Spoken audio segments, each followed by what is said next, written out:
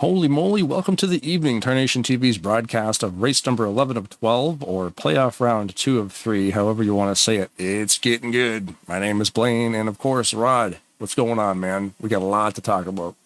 Oh, absolutely. Into the final 8 championship round. One more race after this for 4 guys. It's going to be a good one. I really think we're going to have a lot of fun tonight. We got a lot to talk about. We learned a little bit of new stuff about what's going to happen tonight, how things are running. So, yeah, we're in for a good evening.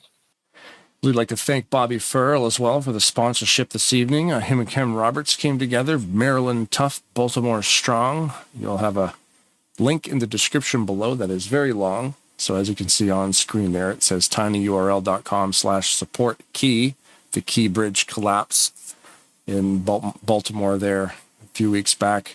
I had no idea of this thing until Bobby actually mentioned it on a driver intro sequence there a couple weeks ago. Big freight ship of some kind, a cargo ship, crashed into a span and knocked it down, and a few people lost their lives in that. So that link will lead you to the state of Maryland has a website if you want to donate to the cause. So thank you, Bobby, for bringing this one in. We'll be talking to him shortly. Yeah, some very interesting standings here this evening. Lots of purple and red and black and blue and all kinds of colors on the screen right now. That ship deal was a tragic thing. A chip hit the thing. Unreal how fast that bridge went down. My sister showed me a video of it, and then next day it was like all over the place. It was crazy. And I mean, I can't imagine. You watch the video and you see a cargo across the bridge just moments before, and then the bridge is just gone. Wow. Yeah, they said that the boat lost power completely. It had lost power, so it had no way of even controlling itself, and it went right into. So one of the bridges, they had the little, I guess you'd call it a cement abutment or whatever, where the bridges had a support, and it hit that, and it literally took the whole bridge right out. Wow, it's crazy. Wow. Yeah, I think there was. I remember him saying there was about 6 casualties on that. So yep, some people that were actually physically working on the bridge and stuff, and they went down with it. I don't know if there was any civilians going across, at the time, but it was crazy. And you imagine that's like I guess it's the only way to get from there to there, the most direct route. So all the people now have to go, hours out of their way to get to where they got to go.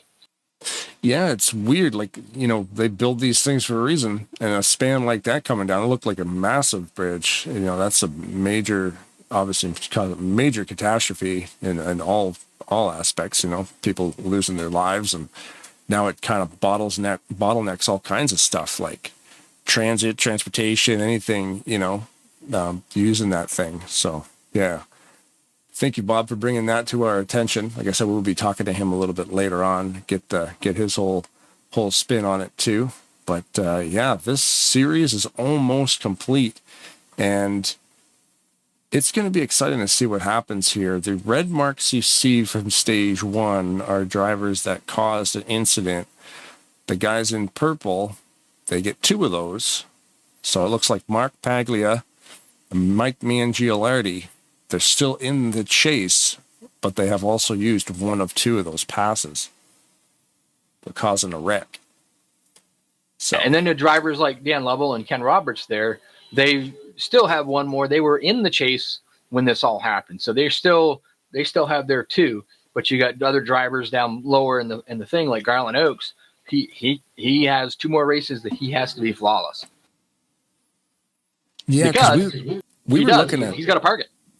Yeah, we were looking at, Robert Breedlove, and it looked like he came across out of the trioval on that final lap last week. There was an accident that brought the yellow back out, so then we're racing back to the line to lock that field in for the finish, and he went around in the trioval and just got it straightened up enough to get 7th place, which would have locked him in.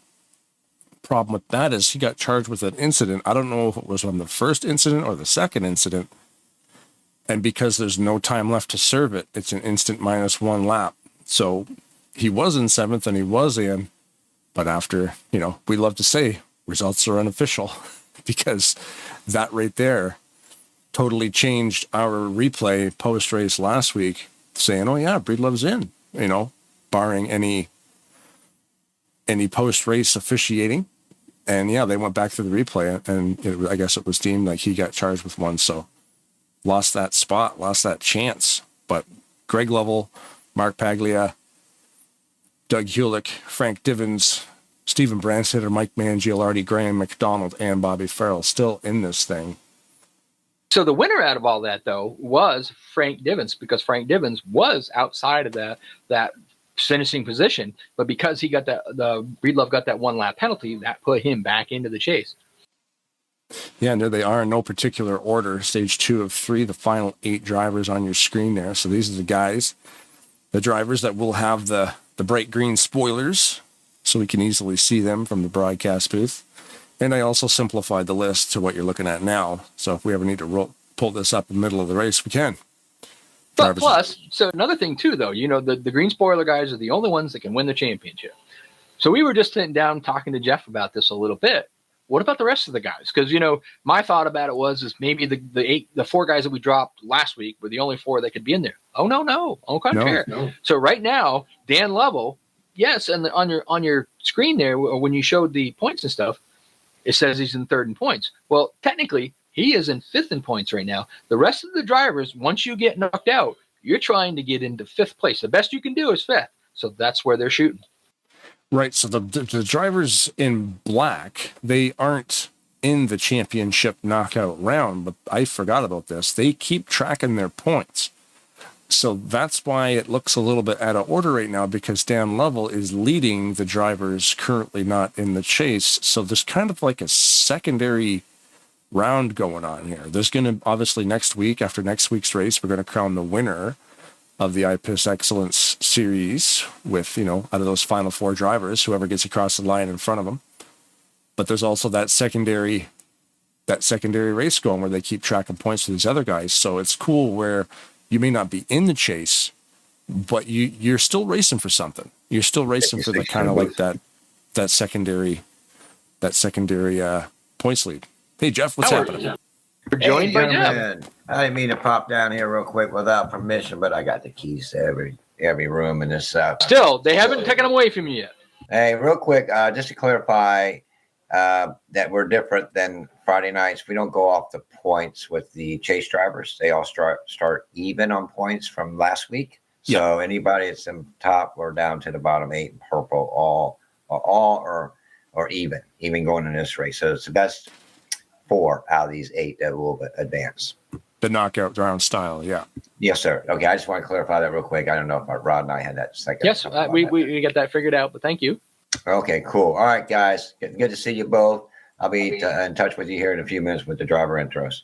All right, awesome. Good luck tonight, bud. Thanks, Jeff. Thanks, guys. Yeah, just aboarded my car there out of the qualifying route as everybody is getting ready to qualify now. So this is pretty cool. Pretty good. And unfortunately, though, it's sad to say I joined this league only because the league that I normally ran with, they shut down for their winter series. Usually they had a winter series and they didn't. I got talked in by Larry D, who's healing and going to be back with us hopefully soon, that to come over here and check these guys out, and kind of found a second home. And so Jeff is handing the keys over. I think it's Primetime Racing now, they're going to call it. And next week is his official closing the doors. So that's going to be a sad occasion for us. Yeah, the whole thing's being reconfigurated because Jeffrey Elliott is stepping down, wants to just do more driving and just not be part of that upper echelon of running a league. He's going to step away from it. And I don't blame him. Is it Keith Bynum, I believe, that is starting up the Primetime Racing Series? We have there's Keith Bynum, Ken Roberts, here we go. I'm trying to think of the guy's name, and it just caught me right off there. But there's about 4 guys that are taking you back over. They're basically going to go back to kind of pretty close to what they had before. So, like, they ran off most of their seasons, and so they haven't been doing much with Monday and Tuesday. The way I understand it, I've joined. I'm going to be back racing with them on Mondays and Tuesdays. Kind of pretty close to the old format. Just new management. Nice. And new servers, too, I would imagine, because I don't know who's paying for all this stuff. It's not cheap to run it. I know Bob Dixon runs the TeamSpeak. I'm not sure if that's being changed, but either way. I'm pretty sure they're going to keep you and I on tap here. Come on now. Yeah, I mean, we should we have to know what's going on because obviously everybody in this league will find their way to the new stuff. It'll be interesting to see how it all gets passed around and how it all happens. But yeah, if they want us to broadcast some stuff, we're definitely down for it. Absolutely. Especially the big mega event that's coming up there next Saturday, the 27th of April. I believe it's an earlier start, an 8 o'clock start, and we're running the team event, 4 different tracks, twice each. It's going to be a long day, but it's never going to stop being awesome. Yeah, and the fortunate thing for us is that the last race is still a sprint race. It's all 8 are sprint races, which would go by a little bit quicker than having the 7 where we had 6 sprints and then 1 kind of a bigger, longer race, like basically what they normally would do. Right. We broadcasted for 4.5 hours. So I imagine we'll probably still have quite a broadcast, but I don't know if it'll go quite 4.5 hours. The initial mega event was flawless, but I think awesome. Jeffrey found when you get to that final 7th race, you run, 3 tracks twice a piece, and then everybody comes back out on the track because each sprint they're only running 16 cars. So guys can take a break and do what they got to do, but that main event you got to be there for it. But you've also been here for 3 hours and guys are tired, and there's a little bit more yellows than there usually is, and that's probably why, because it ended up being a long night for everyone involved. So it's like, you know what, let's up it, let's do 4 tracks and we'll do 8 sprint races instead with no main event, and maybe that last sprint race is a full field. That'd be kind of cool. I don't know what they're going to do there. I don't know, but they did 2 drivers out of each team. So you would basically, that worked out pretty decent because you could kind of pick the drivers that were better at this track or that track or however you wanted to do it. The issue that I think where Jeff really kind of got thinking about it was the point where Jeff went out and he won the race that he was in, and he was technically in the next race, and he said, "No, I can't do this, man. I'm hyped. I'm wound out. I can't do that." Yeah. It's funny how that happens. Looking at the qualifying results, currently it looks like Rodney Sollins has captured the pole this evening with a 52.438. Holy smokes. When you get the 3 in there, that's a big deal. 52 seconds, .438. Do we have any ties? Yes, we do. There's a couple ties. There's a tie for 10th. Perry Bond and Keith Bynum tied for 10th place on the grid, 52.483 each. There's been days out here where we've had 3-way ties and stuff. It's crazy how good these guys are and how close the times can be sometimes. It's going to be a good one. I mean, you got some of the guys that are pretty close in points that, like we talked about, they're going to basically kind of go for the 5th spot. So we'll have to see how the night plays off. We're not really concerned about that probably until the last race. Then when we know, because we're going to have it right there in front of us, we'll kind of get a rough idea who gets that 5th place position on top of the championship. Right, because you're going to have the final 4, and then, yeah, that'll be that race for that second set of points. What's up, Jeff? Hey, I'm back already, man. Are you guys ready for some driver introductions? Certainly are. These guys are waiting for you, and they're excited. Awesome. Rod, would you like to join us this time? I'm gonna join you in the. I'll move up there. I'll get it. 10-4. 10-4. There we go, Blaine.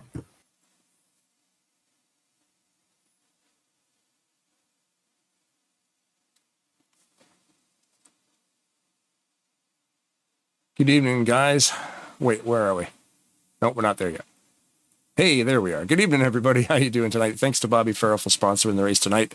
And for the Maryland Tough, Baltimore Strong with the bridge collapse, there's links and QR codes on the screen the whole race. So definitely, if you want to donate some to the people involved in that, definitely help out there. Looks like Rodney Sullen's got the pole, so we're going to go that way right now. Rodney Sullins, Bentonville, Arkansas, driving the number 38, Havana Brisa Black Rifle Coffee Chevrolet Silverado. Thank you, Bobby, for sponsoring the race. And, of course, our prayers go out to everybody that's been affected by the bridge collapse. Starting second, driving the 55 Tostitos Silverado, painted by Rodney Sullins out of West Bend, Wisconsin. Good luck to everybody. Starting third, Randy Wall from Huntsville, Alabama, driving the Alabama Crimson Tide Dodge, Set Chevy. Shout out to my sons Christian and Corey, grandsons Adrian, Asher, and Asa. I want to belt my condolences for Dean Gotro and his family. I'm thinking about you and praying for you. Let's go get a win, Corey. Fourth place, driver 22. Boudreaux's Butt Paste Chevrolet Silverado. Greg Palmer out of Lewis, Delaware. Thank you for your sponsorship, Bobby Farrell. Appreciate you, man. We're praying. Doug Hewlick out of Plum, Pennsylvania, driving the 23 Toyota Tundra Tootsie Pop. Thoughts and prayers out to all those people in that region, and let's have a good race, guys. Good luck. In sixth place, number 43, Bob Dixon from Macon, Georgia. Thank you, Bobby, for hosting. Starting seventh and the number 8, Greg Lovell from Big Stone Gap. Thank you, Bob, for the sponsorship. Thank you, Frank, for the paint scheme. And let's have a good race, guys.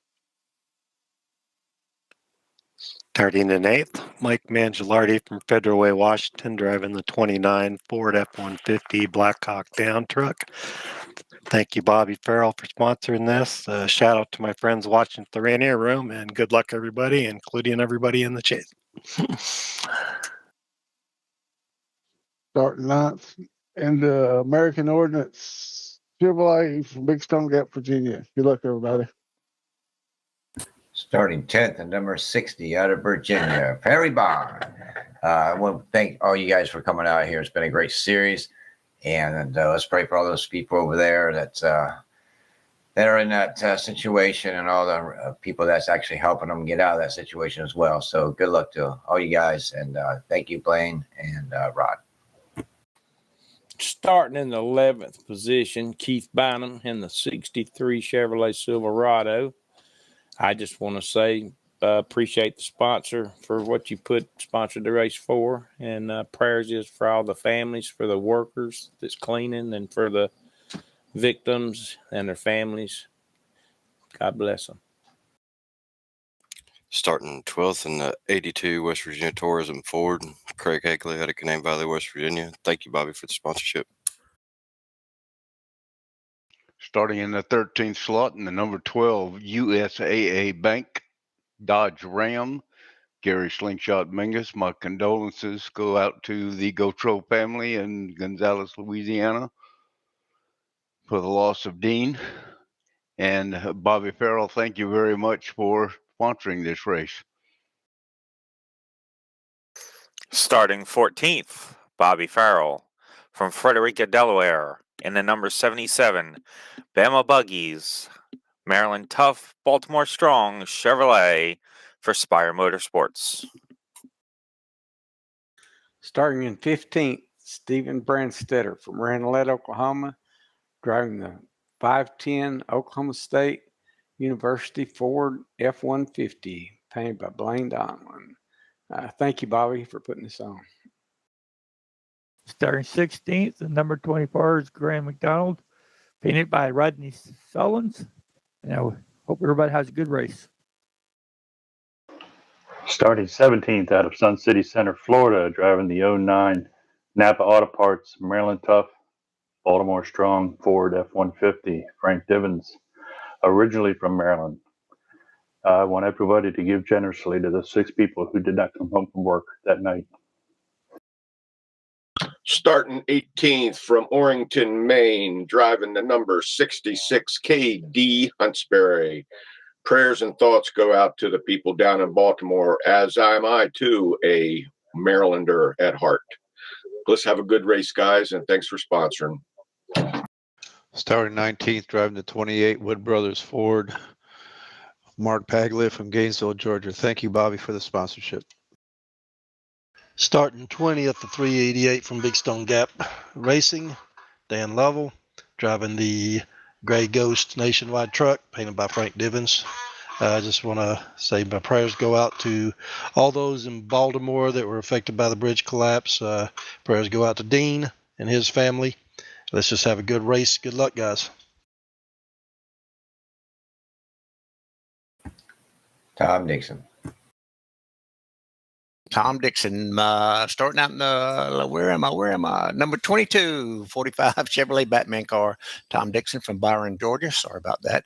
Prayers goes out to all these folks in Baltimore. Just what a terrible thing. But let's keep praying for them, guys. They need a lot of prayer. And Dean and Dean's family, love all you guys. Let's have a great race. Thanks, Tracy, for watching on Tarnation TV. Starting 23rd at number 56 out of Mooresville, North Carolina, Jeffrey Elliott. First, I'd like to thank Rodney Sullins for the paint and all the paints that you've done for all of us, buddy. You too, Frank Divins. Awesome job. And Bobby, thanks for the great sponsors this week for these victims and recovery people. And it's a good cause and good support. So thank you for that, along with you, Mr. Roberts. I just want to say, we lost a lot of you guys probably don't know Dean. He's a good dear friend of Mr. Mingus and the Elliots, and we lost him this past couple of days. So this race is for you, Dean, and anybody that might have lost somebody or someone that's ill right now. So, anyways, guys, have a good race, and thank you again, Blaine, for an awesome series, man. You guys are doing an amazing job up there. Starting 25th behind the world famous Jeffrey Elliott, number 67, driven by Garland Oaks in the Dr. Pepper Toyota Tundra. Like to give a shout out to my wife, who turned 1 year older this week. Starting dead last, number 00, Kelly Causey from Agricola, Mississippi, driving the Boudreaux's Butt Pace Chevrolet. Prayers to all the families involved in the bridge collapse. Let's have a good race. Thank you there, Mr. Coach. Dan's going to do his what Dan does best real quick, Blaine. So go right ahead, Dan.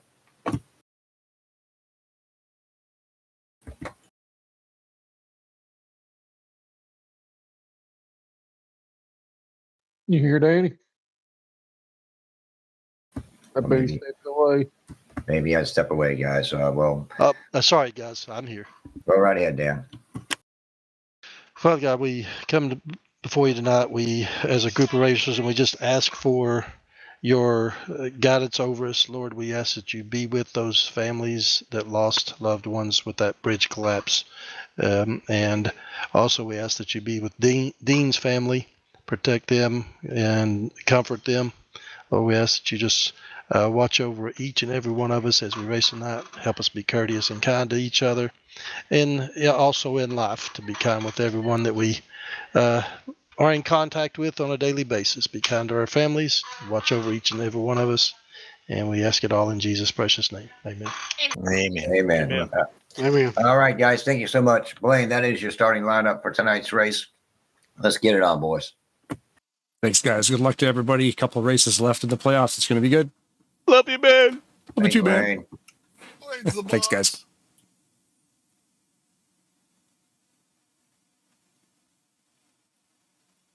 All right, there we are, the starting lineup for this evening. And how is it you always get all the love? You know what I mean? Come on. I don't know. Yeah. Well, see, we always have pre-race meetings, and I tell everybody not to say the word Rod Weston. Oh yeah, that's it. That's it right there. I got it now. Yeah. Okay. So Jeff, we were just discussing how come we get done all those drivers meeting every time they get the drivers. I love your Blaine. Love your Blaine. I'm like, wait a minute, I'm not getting any love here. Come on. You'll soon get some love, but I brought some love down here for you guys to discuss the sponsor a little bit tonight with Bobby Farrell for a few minutes. Awesome. Go ahead, Bobby.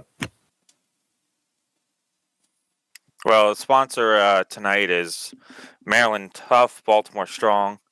A couple weeks ago, we unfortunately had a incident in Baltimore around the Port of Harbor where the Francis Scott Key Bridge was hit by one of the cargo ships and collapsed. And unfortunately, there was 8 construction workers working on the bridge at the time. 2 of them were able to be rescued and survived. But unfortunately, we lost 6 of those guys. So, thoughts and definitely going out to them and their families. And, not only that, but there's a lot of men and women that, helped out with the bridge collapse at the time, the rescue and the recovery and everything else, dive teams, first responders. And there's also bunch of people still currently working on the bridge to hopefully be able to recover all of the victims and clear the bridge and get the channeling back open and in the future to rebuild the bridge. Was there traffic on the bridge when it got hit? Luckily, there was not. It actually happened at 1:30 in the morning, which there was traffic on the bridge as the ship was approaching. The ship actually lost power, which lost steering, which is why it ran into the bridge. But luckily, the captain of the ship was able to send out a mayday call via his own personal cell phone and was able to get to the police, and police were able to stop the traffic from crossing over the bridge at the time. So, while tragic in itself, as to what happened, the bridge, it could have been a lot worse. There could have been, more vehicles on the bridge and unfortunately, more victims. But thankfully, those first responders, those heroes, were able to stop the traffic and keep it from being any worse than it already was. That's amazing. That was something I didn't know. That was something I did not know. Because if you watch the video of it, you do see a car go across before the bridge, before the boat is probably near it at the time, but I did not know that they had shut down the bridge. So imagine the amount of people or the casualties had that happen at rush hour. See, and what a heads-up maneuver by the what do they call him? Pilot? No, captain. There it is. The captain of the ship. You're completely out of power. Like, you're in the dark in this thing. You can't use CB radio. You can't use anything. So he just grabs a cell phone and makes a phone call. Like, hey, 911, I'm in the harbor and I can't stop this thing. And that he probably let them know. Like, maybe he could probably give them a good 15 minutes notice. Like, look, close that bridge. So wow, that's crazy. That's goosebumps right there. That's nuts. Imagine not having a cell phone on you, back in the old days when they, just ran ships by the wind and all that kind of stuff. It's technology. It's crazy how that little cell phone can make that call, the only battery you got, and saved a lot of lives doing that. Unfortunately, some people lost their lives, but like you said too, it could have been way worse. I was surprised when you said that they were workers on the bridge and there was no traffic. I'm like, this looks like a pretty major bridge. Like, does it connect like a major part of Maryland? I don't say it's a major part. It does. There is a lot of industry around it, and it goes over the shipping channel. We get a lot of cargo ships in and out of the port of Baltimore. But it doesn't really go directly into Baltimore. It goes about 10 to 20 minutes outside of Baltimore, but it still gets a lot of traffic. I believe they said around 30,000 cars. I want to say a year, but I could be wrong on those figures. But it was a lot, definitely. And it was like you said, it was smart, quick thinking on the captain and everybody involved to, knew they had a problem and were able to get some help over there to shut the bridge down, because, who knows what could have happened if it was, if that didn't happen, or like you said, if it was a different time during the day, that might not have happened the way it did. Yeah, definitely got a horseshoe hiding somewhere, because something like of that magnitude, it just doesn't happen, with today's technology. Like, how does a boat just lose all power? But you know what? It happens, apparently. And yeah, like I said, could have been way worse, but that's a cool cause. That link and QR code that are on screen go directly to Maryland. They have a set up for all the donations there. So go ahead, Jeff. Didn't mean to cut you step on you there. Yep. I was just going to mention about the promo you made. Is awesome. But anyways, guys, we already got to wrap this up. I got to get Bobby back up there. He's done about 30 seconds before race time. Good luck tonight, Bobby. You're still in it, so good luck. Thank you. Yeah, we're fighting for it, so we'll see how we do here, and maybe we can fight for a championship next week. Awesome.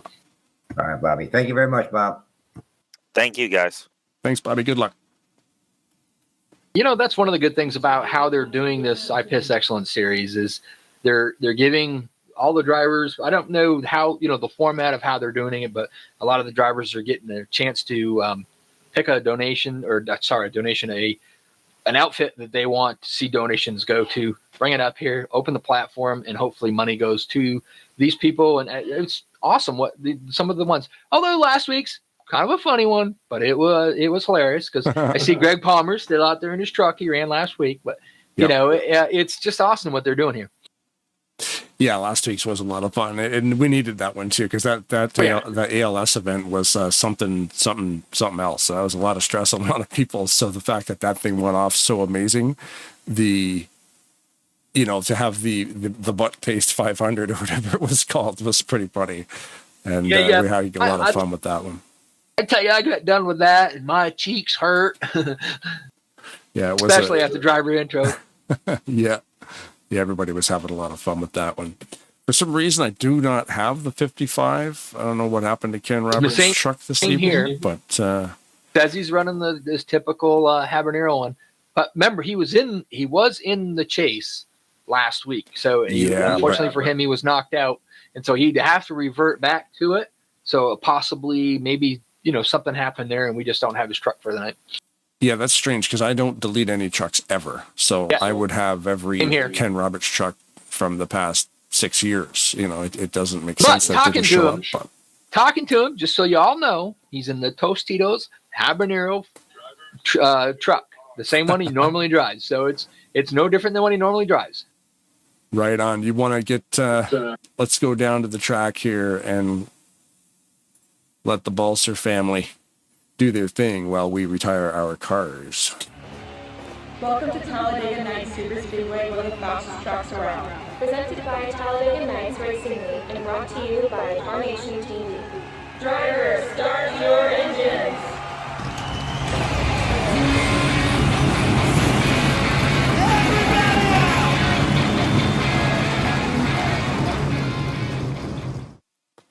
All right. Thank you to the Balser girls for that. And as we watch these guys roll off in their trucks this evening, how many times we won't say trucks? That's the key. I mean, so far tonight we've been pretty good. We'll sneak we'll definitely probably sneak a few of those cars in there tonight. We'll have to keep tally on how bad we do. Yep, we should. Yeah, off to a good start. I was just laughing because I'm going through the field, just kind of checking out the paint schemes and whatnot, and both Greg Palmer and Buttshot they're in their Boudreaux's butt paste trucks, so it just made me smile. Yeah, great design on those trucks too. I like the color scheme. Currently focused on the leader, the pole sitter, 38 Rodney Sullins in the Habana Brisa, and as always. Rodney actually designed this, and it actually hit the track in real life, the Habana Brisa in the Xfinity Series. Yeah, they flew him down to... it doesn't look exactly like this, obviously. It's been redesigned, but the Habana Brisa people saw his work on Facebook rendering vehicles for this game, and they saw one of his 2019 Monster Energy cars. Sorry. There's one. And they contacted him. Very cool. He got that car. He made the car, the real life car, the same way that he makes the cars in the game. And they adapted it to a real life thing, flew him down to the track. He got to stand on the war wagon in the pit box and watch the race. It's so cool. Very cool. Yeah, I used to paint them a bit. I every time I seem to try to do it again, I just get a little painter's block. But I painted a few of them, and I actually created a couple of using the late model mod. And created a couple of late models for the local guys that race around here, and they raced them. That was pretty neat. No way. So your stuff has ended up on real cars too? Yep. Nice. And you designed them the same way, and they can somehow adapt that flat to land on a real car. I made some pretty cool paints, although Rodney Sullins is just in a totally different league. But I made some pretty cool ones. Like I said, we were talking about hours and hours. I did one that was... the guy gave me a picture and said, "This is what I want," and it took a long time to do because of the shading and all that. But yeah, hats off to him. He is a wicked talented painter. Yeah. Last week's winner, though, is starting right back there in third. We got to keep you on Randy Waugh.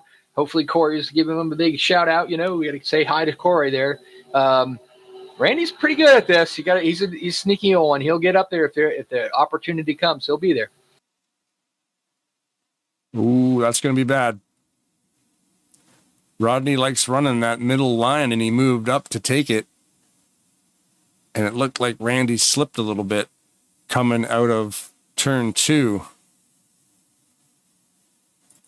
Right now, you got there Ken Roberts. He's out there, leading the field, but he's pretty far away. Oops, we got a caution already. Oh yeah, you're not in live mode.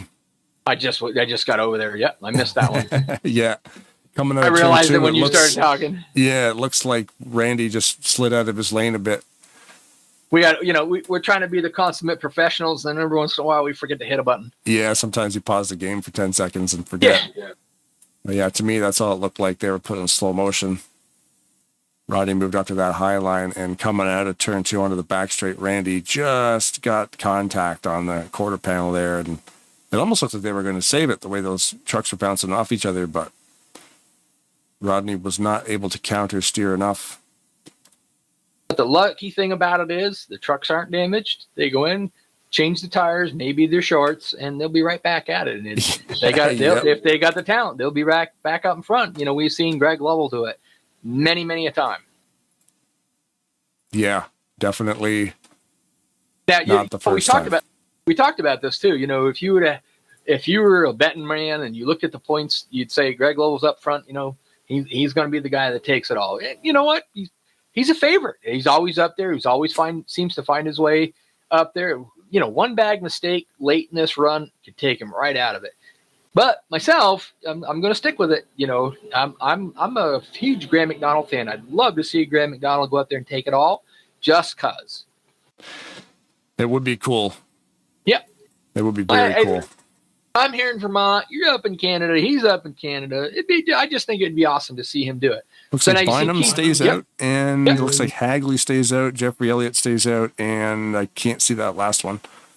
So you remember, Keith Bynum literally comes into this race in 13th points. He did not make the top 12, but as we talked before, he's shooting for 5th in points overall. That's 1 point or 5 points. I think it's a 5-point gain by leading a lap. Stay out, lead a lap. That gets you that opportunity to maybe get into the 5th place. That's all you can do is 5th, but you got to do what you got to do. Points racing is sometimes that's it. Stay out, lead a lap, go back in, or stay out now too, because we've only got 1 lap in. So yeah, track position, points on the line. Even with the trucks that have been the drivers that have been eliminated, still going for that little secondary championship there. So we'll definitely be watching that as well. Again, those are your top 8 drivers this evening. All those trucks will have bright green spoilers on them. Only 4 of these drivers you're looking at on your screen right now are able to advance to the championship final knockout round next Sunday. So make sure to join us then, because that is definitely going to be a lot of fun. Going to be a riot. See we're going to kind of be focusing on them 4 drivers. And once we have that points tally for, this week next week, I think, I'll keep an eye a little bit looking back here. Who's going to get that 5th spot? Kind of, we're not really going to know, because we've talked about this before. Penalty points and stuff can really kind of take a lot away from that. So, but it'll be something that give us something to think about, keep an eye on who's going to get in that 5th spot. Yeah, it'll be neat to see, sort of have that on the back burner, because it's always a good talking point to keep an eye on stuff like that. Super, super fun to be able to, even though you've technically been knocked out of winning the championship, you can still come out here and race for points against everybody else involved. Because, it would be very boring to call a 4-truck race if it was just the champs that showed up. But it's a very dedicated league, and we did have 24 drivers this evening start the race. And it looks like Randy Waugh has retired. Oh, that's not good. Did he have an incident card last week? I can't see it, actually, because the way I have the graph on screen. Yeah, he's down low enough in the points, so I can look at that in just a second. But I'm gonna take a point away from Seth. We got Keith Bynum out front with the hubcap Annie sponsorship tonight. Yep. That's interesting for Randy Waugh. He has retired after causing that incident, and it clearly was not for damage, because we do not run damage on Sunday nights. So he may have been down to the one in park, he may have caused an incident in round 1, meaning if you cause an incident in round 2 or 3, it's an instant retire. He won last week, but he got a penalty. Even though he won, he did get a card pulled on him. And of course, not being in the championship, he had one chance, and that one chance just come to fruition. So he is, unfortunately to say, he's done for the rest of this season. So Corey, Dad might be joining you on the couch to watch the rest of this race. Unfortunately. Yeah. We also have Sandra Sullins in the YouTube chat. What a pretty car. Go 38 Rodney. Yeah, I'm guessing that's Mrs. Sullins or a family member of some kind. Fill us in, Sandra, if you hear us talking here. Who are you and how do you know Rodney? Or maybe they just share the last name. If you share the same last name, why not, right? We need the details. We want the dirt. Come on now, help us out. If I tuned into a random YouTube broadcast and saw someone with the last name Donlin, I would probably be like, yeah, I'm going for that dude. Yeah. Just got my name. Upcoming events on Tarnation TV with Rod Weston and Blaine Donlin. Of course, Talladega Nights on April 28th. Next Sunday at 7 p.m., Frank Divins presents the championship race, the iPE Excellence Series. That'll be sponsored by Extreme Motorsports. And the second mega marathon race next Saturday. Hopefully it's not as long as the other one, but either way, we had a good time. If it goes that long, it goes that long. I was going to say, man, even if it is 4 hours, it is not a dull moment anywhere in a mega. I mean, we will be running 40 driver field.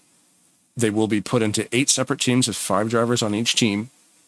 So the 8 teams, 5 drivers each. We're going to have 4 different tracks, and they're going to be set to 5% length, which is somewhere between, like 8 and 15 laps apiece. It just sort of depends on the length of the track. I'm going to kind of do a very generic on the length of that. And we're going to do each one of them twice. Homestead Night, California 2005, Freedom Motorsports, and Talladega Nights SuperSpeedway, which is where we are right now. Because you can't not come to Talladega Nights SuperSpeedway. The glorious red walls and other Tarnation TV sponsorships on this track. Thank you very much to John Godfrey, because he retextured it all. Custom for the league. John Godfrey not here tonight, but Bob Dixon is. And I imagine they're probably going to still do the 5-minute intervals in between. So there's not a lot of time for you and I to take a break. I mean, I guess I can talk for a minute if you got to step away, and same for me. But last time we stayed through the whole thing. So it was fun. I'm not going to take anything away from it. 4.5 hours of broadcasting, but we had a blast. Hey, 56 from the booth. No pressure on this restart. What lane you picking? Do you have a copy there, Blaine? We got a copy. Just curious. Leader gets lane choice. Looks like you're choosing the bottom. I was long decision there. I decided to go low, take the low lane. Awesome. We'll be watching, man. Thanks. Same report. Thank you, guys. Jeffrey Elliott in the 56 Talladega Nights sponsored Craftsman truck. If you're curious as to what mod this is the Camping World Series 2015 mod. There is a couple of truck mods. I've heard rumors through the grapevine that there is a new one being worked on because they have redesigned all the trucks in NASCAR. So it won't take long for this community to create those badass looking things. They look really cool. I'm really excited to see what that mod's going to look like. Oh, absolutely. It's funny because they base these off a real truck. So then next thing you know, Dodge makes a truck that has different fenders, not the front nose and all that stuff. And aerodynamically, it's an advantage. Chevy changes there, Ford changes there. Before you know it, we've got trucks that you're driving down the road that don't really look like they look like a really aerodynamic truck. And so NASCAR kind of said, no, this is getting out of hand. So now any of the trucks you notice now, they look more like a truck. That's basically because NASCAR said you got to make them look like a truck. Right. And have you seen pictures of the new ones? They look wicked. Yeah, they're squatted down. They look a little bit whiter. They look really, really cool. Yeah, they look more like a truck instead of an aerodynamic bullet. Because you think about, I can't remember exactly what year, they kind of almost look like the little S10s. So if you look at the S10s of that era, the Chevys were kind of based off an S10. Yeah, now they look, like you said, they've got the hard lines back in there, and they look really cool. I'm curious to see how long it takes the community to put them out. We are merged into a 3 wide situation here, but when I log into, we've got a lap truck down. That looks like Garland Oaks is going to have to stay up there. We're going 4 wide coming out of the turn, and it's not going to work. Somebody got a little loose, and they it, but they're bouncing off. Oh no, it went bad. It went horribly wrong. It's not going to work. Garland Oaks held his line, but every other driver in the field couldn't. So it's every driver's fault except for Garland. Yeah, it's hard. Even like you said, they know this track's got the capability of being running 5 wide. It's really not recommended. 3 wide is tough enough. When they get 4, all somebody has to do is just put a wheel wrong just a little bit of internet, latency, and the truck wiggles, and before you know it, somebody's around, and that big a pack, there's too many people. They're going to get a bunch of people spun. Yeah, and look at that. Wasn't even. Was there someone who disappeared there? Did I not see that?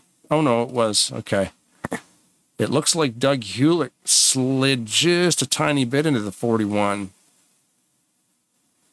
Yeah, Garland did nothing wrong. He was holding his line there. It was just running out of room. Like I said, too, before that accident happened, it was kind of a bad spot because you're coming out of the turn into the straight, and that's where the trucks are going to wash up. Not a lot, but sometimes just enough. And if it's a 3 wide situation turning into a 4 wide situation on exit of the corner, that's definitely going to be a choke point. So unfortunately, they got tangled up in that one. It would look like Garland Oaks has retired.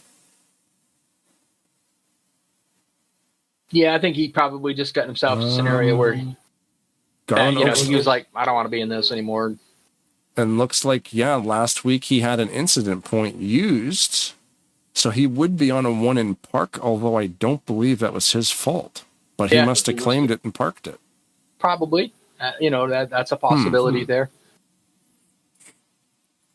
Pretty much everybody so far is headed down pit road. Fuel mileage wise, Brandstetter and I'm gonna screw this one up here because I can't remember. Ken stayed out. Yeah, I mean, I don't think that was Garland's fault, but he took the blame for it. He is not in the chase, so that saved anybody in the chase that could have been caught in that and maybe deemed to be the cause of that incident. It saved them, being the cause of that incident because he claimed it, so it doesn't matter. Brandstetter, Huntsbury, and Kaza stayed out. Now, it's probably back to what we were talking about. Brandstedter's probably just thinking, I want to get out of the back where I was towards the front, probably recently pitted under the last caution. And the other guys are just trying to see if they possibly couldn't lead a lap. They're in that secondary points chase, so. Track position as well for Brandstetter being up there with that orange truck, green spoiler. As we discussed, for those people that have listened to us do this, you're the type of guy that wants to run up front. I want at the beginning of the race. I want to run at the back at the beginning of the race. But in sometimes, like you said, being up front you stay out of trouble a little bit better, and that's probably what Brandstedter's like. I think being up front would be a little safer right now. Yeah. Yeah, it is track position. I mean, and even with no damage, track position, it's not as important, but it still is very important because if you don't have to pit, such as in this situation here, now this will, being lap number 9, the trucks behind him are got a fresh tank of gas. He does not. So let's see. We got number 9 didn't pit, the 510 and the 66. So these guys are going to have to go in a little earlier next time around if they can go green the whole way. Oh, it looks like they're going now. Interesting. Well, like I said, it's either they wanted to stay up to the front or they're just using that strategy to go to the back and stay out of that trouble instead of, getting in the middle of the pack. They're going to go to the back part. It's part of the pack where hopefully they can see the incidents that happen and they, can stay out of it. Of course, Ken Huntsbury stayed out, and he's just probably just to stay out there to try to lead that lap. And that's the thing for Huntsbury. He is in the points race with the drivers who are not part of the chase. So yeah, leading the lap for bonus points does make sense.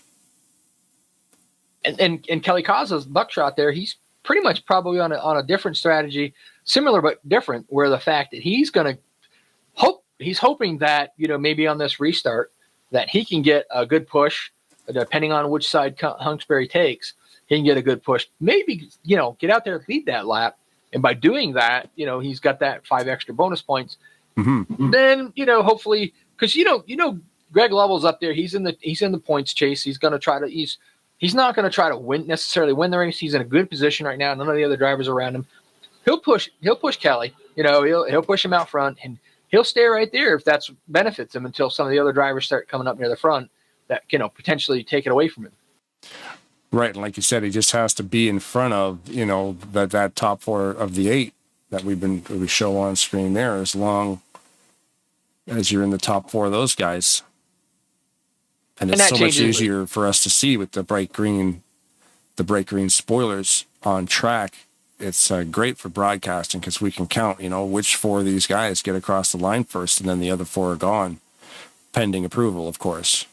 But there again, we can watch all race long. We're at lap 10 of 47. It don't mean nothing until lap 47 when they all start crossing that finish line. Mind you, like we talked last week, we thought Breedlove was in due to an incident point. Breedlove was out, and so pretty much for the most part, we got a rough idea, but we won't know until next week. And that's the thing. The admins might have that stuff on a notepad during the race because they're privy to the TeamSpeak chat to see who's claiming incidents and what's going on. We don't know that because we can't hear that chat. One thing, I've just brought a thought to my mind. We probably ought to get with Jeff and just find out who the admin for that night is, because then we can find that information out.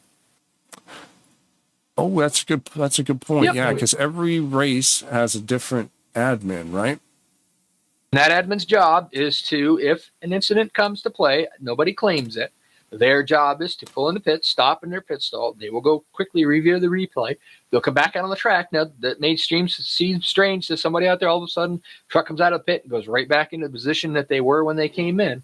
But that is the admin for the night. His job is to check that out and find out who was at cause, and then lay blame at that point. If nobody Did it have to go that way? If nobody calls it, they got to make it on the track. So, Jeffrey Elliott, Tarnation TV, you got me? 10-4, you got 56. Curious 56. If an incident is not claimed this evening, who is the administrator of choice that has to pit and do the instant review? Well, the last one the first one was claimed by Randy, and unfortunately he was on a 1 park. The second one was on, we sent the furthest admin back to go look at it. And that would be Dan. So Dan made a call, and that was put on the 23. It's his first ticket of the whole season. So kudos to him. He has he has 1 more pass left. So he's good shape. Nice. So it's Dan Lovell is the referee this evening. Well, it will be per incident, and the furthest one back has to go look at it if there's not a claim. Right. Gotcha. 10-4. Yeah, a little rough start here. This is it's unusual for a Sunday, but hopefully we'll get this bad boy going. Let's get it going, man. Good luck. Thank you.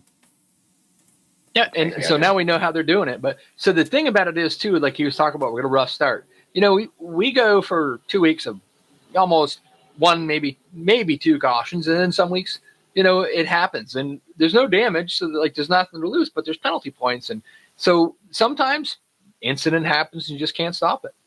And it's a great thing about being one of the greatest simulators ever created for the sport is, just like real life racing, sometimes it's a fantastic race with no yellows, and sometimes there's just cautions all over the place and tons of tore up vehicles. So it just happens. Like you said, it just happens some weeks.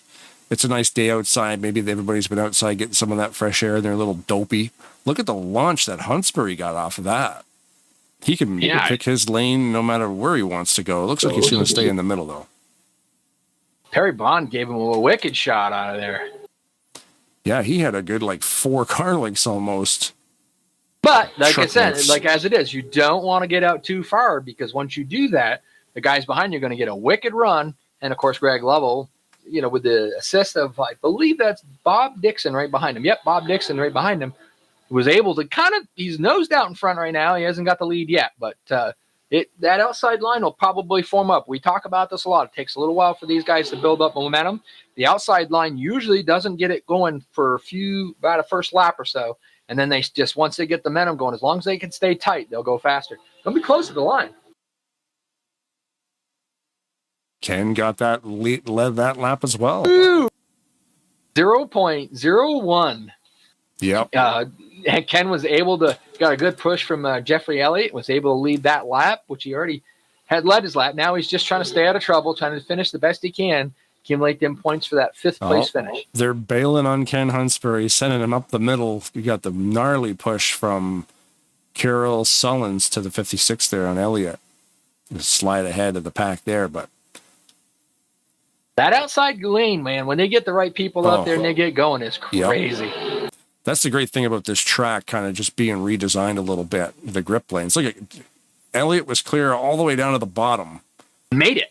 He wants to lead that lap, but I don't know if it's going to happen. Nope. No.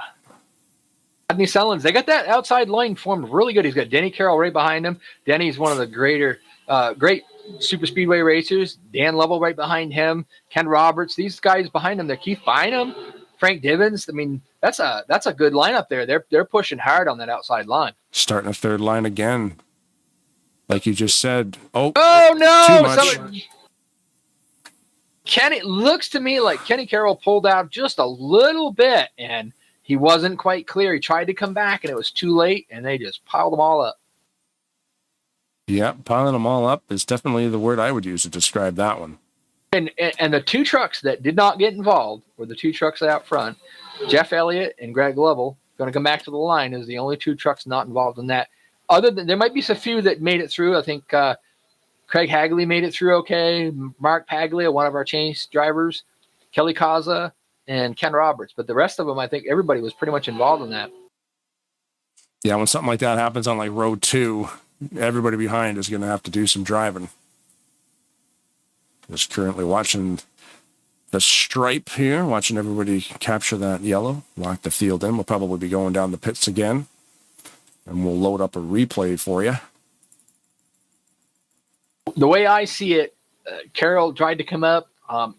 It was close. I mean, his spotter probably said the top was clear, and once he moved up there, looked to me kind of like Ken Roberts had got in the back of him, upset his truck just a little bit, and then the melee ensued.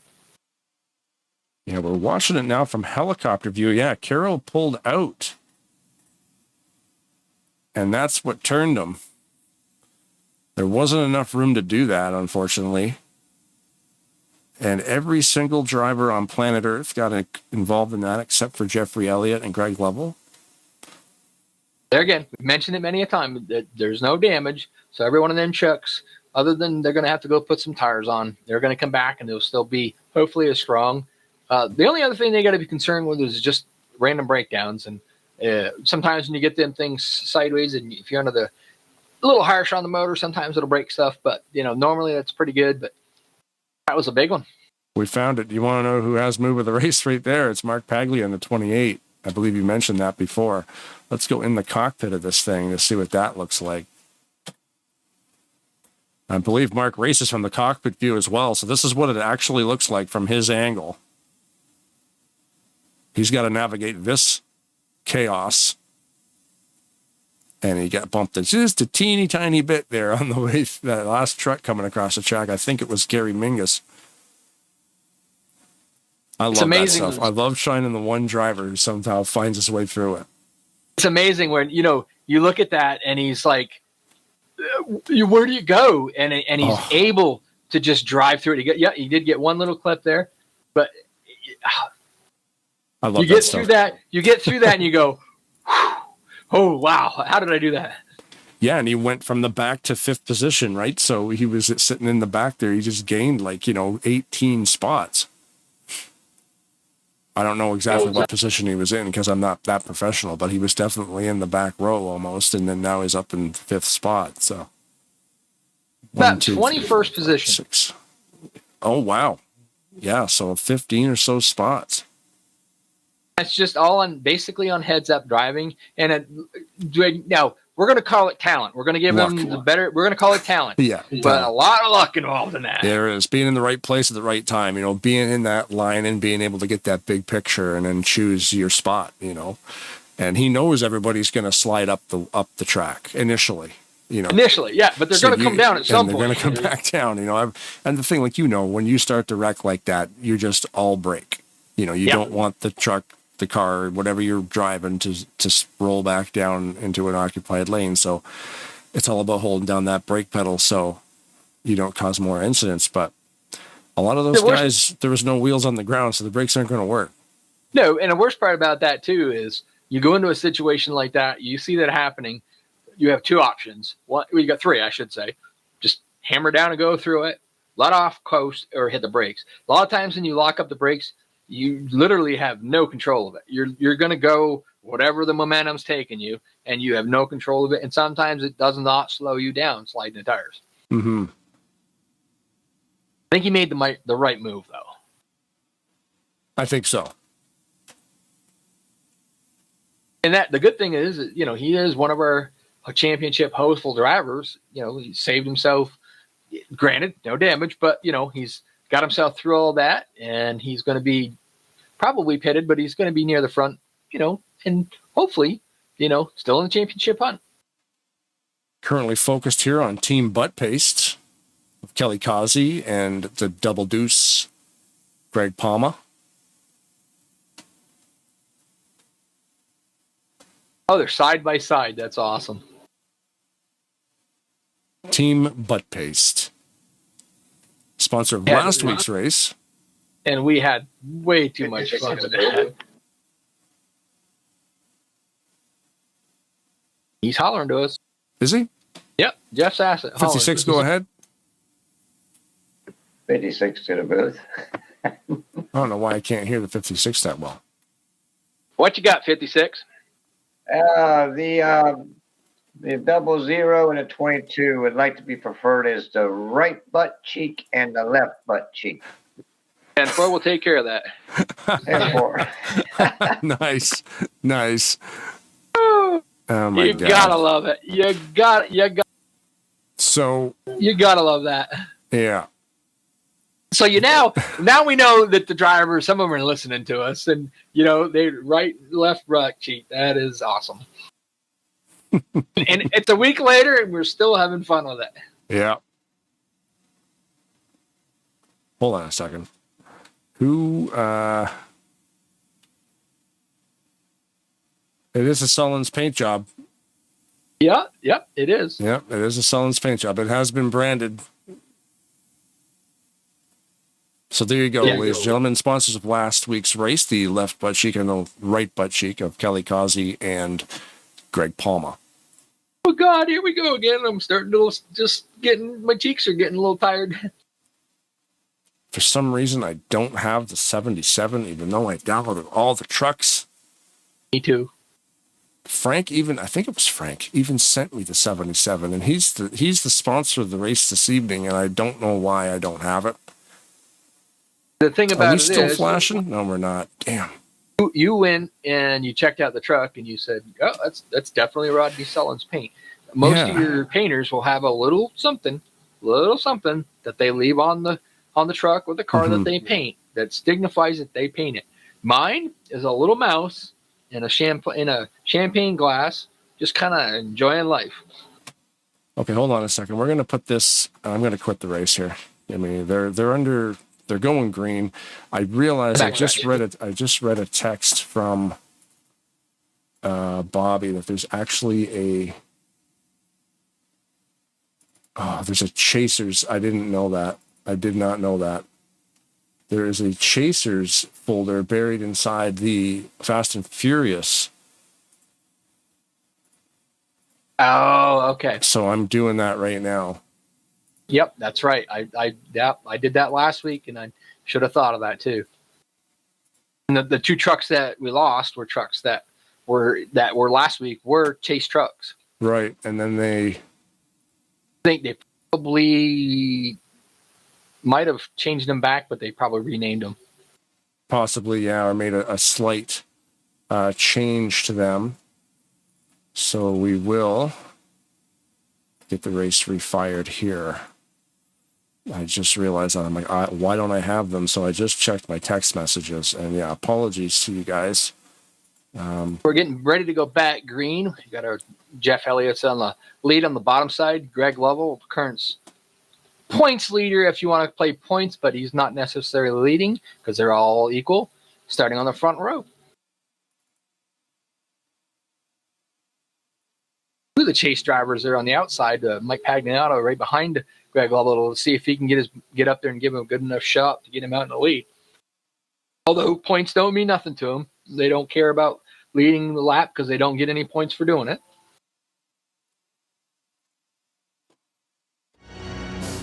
It's Greg Lovell out there in that midnight moon. Fixed it. Got it. We got the 77 Bama buggies. He's back in the same Bama buggies. Okay, yeah, good. We got our fix for you guys. So sweet. There it is. And it's actually, I think it's got the,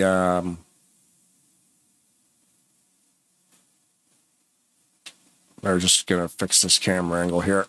Say, got to spit it out because I don't know what you're talking about here. Sorry, I'm just talking while I'm doing stuff. All right. Yeah, we got it. So yeah, apologies, guys. So we probably also have the 55 back on track now, too. Nope. Yeah, well, yeah. Okay, well, I don't know. Remember, Blaine, to error is human. To really screw things up, you need a computer. Yep. It's funny because, yeah, I found the Chasers folder and it fixed Bobby's car, but Ken, I just downloaded, 15 car files and it didn't fix the 55, but at least we have the guy who sponsored the race. At least we can actually see his unit right now. There we go. Good. Jeff Elliott led that lap. They're side by side. And Jeff's got a good push coming from the bottom. He's got Greg Hagley back there just pushing his bumper. Now they're breaking it out and they're going 3 wide. Yeah, here we go. Mark Pagliana, sorry. Decided to leave Greg out hanging and to just get the outside line going. He saw that line building up, went on the eye side, tried to use that momentum to see if he can get his way out towards the front. To the backstretch we go. Kind of the hard thing, right? Even though they're green rear spoilers and stuff, tell me, you look at like right now, you look at it and you go, okay, so right now, who's our top 4? And they're like, wait a minute, can't tell. Throw a blanket over them. They're all right there. They're all sitting next to each other. So yeah, this is a good race. There's 4 of them in a row right there. And the bottom line ended up getting a better run, and so the high line kind of misformed up a little bit. So they didn't. The bottom line's got a little bit better run. We got like about a 5-6 truck runaway. Give it a minute. That outside line will form right back up, and they'll come right around the outside again. Yep, it never fails. It comes and it goes. Jeffrey Elliott's still leading this thing, and thanks to Bobby again for sponsoring this evening's event. The easy website is on your screen right now. That QR code on the left will take you to the same spot. And, of course, in the description below there is the full-blown website. What is it? It's like bcf.org/Maryland, Baltimore, Maryland. Yeah, I think it's. Yeah, I wrote it down. It's way too long. That's why I did tinyurl.com/support key. As it takes that 60-character website, shrinks her down into something you can actually say. But yeah, thanks for the donations, of course. The high line is just not they just can't seem to get formed up. They kind of, I don't know really what's going on there, but they can't get formed up. So the low line is kind of just walking away from it. They're starting to get lined up a little bit. There looks like Gary Mingus is on the high side in his Dodge Ram. He's kind of getting it formed back up. Give them about a lap or two. They might be able to get that high side working again. Yeah, stay tuned after the race for Slingshot's Silly Statistics of the Night, hosted by Gary Mingus himself. Trying to get that high line going, but it just seems to, like you said, sometimes it takes a little while. And we're pretty early into a green flag run, so there's no reason for the guys not to go up there and start that line. Are we going to have Gary Singslot, or are we going to have Bot Dixon's? Ooh, you're right. it might actually, yeah, because if Bob Dixon is here, Bob Dixon does it. Gary Slingshot Mingus may not be doing the stats. It might be the factoids. That's right, the factoids. Mm-hmm. I have to call out Denny Carroll a little bit. So last Wednesday, I don't race on Wednesdays, but I just happened to jump on TeamSpeak, and they were in there just doing a practice race for fun. And Denny says, "Hey, come on in there." And I'm like, "Nah, I got some things I'm doing." He's like, "Oh, no, come on. You're just afraid I'm going to whoop your butt." Well, he talked me into it. He regretted it. Oh, nice. Last lap pass on the backstretch. To win? One thing you got to, oh yeah. Nice. Where were you racing? We're Men's Cup, and Talladega. It came down to it literally come down to Denny was fast. There's no doubt about it. And it literally come down to a caution that kind of everybody had pitted but me. And so they were all going to be waiver rounds. So they couldn't pit. So I pitted and I had fuel enough, and Denny ran out on the backstretch. I went by, see ya. Talladega? No, Texas. Nice. Regional Texas. And I mean, he kept begging me, kept egging me on. I said, "All right, Danny, I'll come in and play." Cool. It was fun. Love racing with them guys. Incidents. Might Ken not. Hunksbury, and I did not catch the other truck. They kind of got tangled up a little bit. Ken Hunksbury got spun around, no caution. No caution. Currently Fortunate focused on thing the for back him. of the pack, yeah. Unfortunately, the fortunate thing for him, he's not in the chase. So, but that can hurt his points. He's not. I'm just kind of a quick glance at that. He's not really high up in there, so I don't think he's going to have a real good shot at. Yeah, he's way down going into this race, about 26th in points. So, but it sucked for him that it was just a quick touch, and they got a little sideways, and he lost a lot out of that one. Yeah. Yep. No yellow. Ooh, we got another one now. Oh, we Gary do. Mingus is sideways. I did not see what happened there. I caught the end of it. Gary Mingus. Yeah, I was just doing a replay on. I guess we can leave that up there. We were just doing a replay on Huntsbury, and then yellow is definitely out right now. Yeah, I'm Through trying the to catch up trioval here. Gary just got into the back of the 8. Looks like he almost saved it, and it hooked to the right. Finest frog here, Bob Dixon. Got a hold of him. A couple of vehicles that are shaped like pickup trucks got involved in that one. And it can be, imagine if this is the last lap and that's Greg Lovell. You're out. So, it's an unfortunate thing. Gary Mingus got his nose up underneath him. They touched. Around went Greg Lovell, and then, of course, Gary Mingus just went right into the wall, and then the truck right behind him just had nowhere to go. But I will say, do not count out Greg Lovell. He'll take that Midnight Moon Chevrolet truck, and he'll bring it to the front. Yep. Just rearranging drones here, rearranging our cameras. So I quit the game to upload the sponsor's car file. Of course, it's now a very boring looking pit road because whenever you quit the game, that's just what happens. Jeff Elliott's still out there in the lead after this caution, but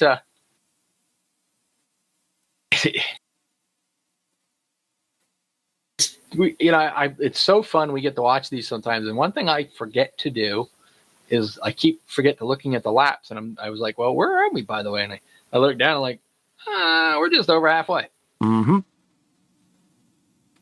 I get so busy just watching and talking about what's going on, I forget about that.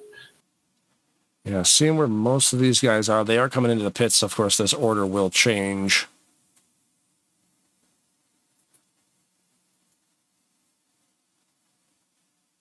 Every single truck in the world came down that time. You guys out there listening, this game is free if you know where to find it. Get a wheel, come out, have fun. Mm-hmm. Talladega Nights may be ending, but there's not only Talladega Nights, it's going to go to Primetime Racing, I believe is what it was called. There's a lot of leagues out there. A lot of leagues that air these races. Get out there and get yourself a little time. Get out there and race. It's fun. We all enjoy it.